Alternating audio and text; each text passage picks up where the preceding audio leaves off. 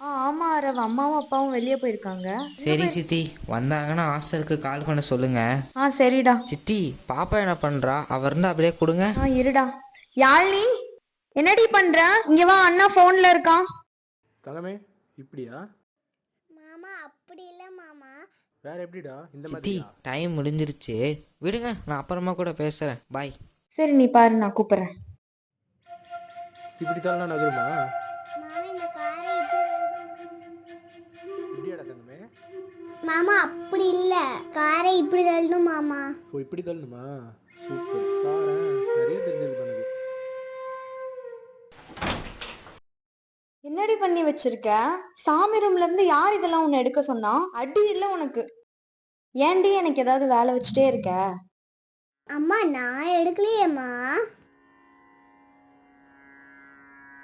அப்புறம் எப்படி இது தானா வந்துருச்சாடி?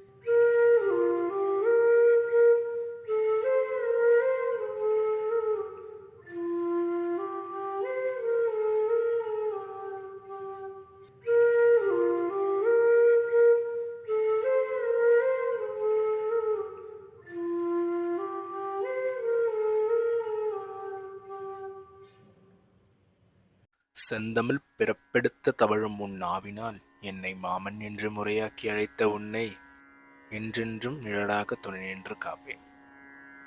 யாமிருக்க பயமே.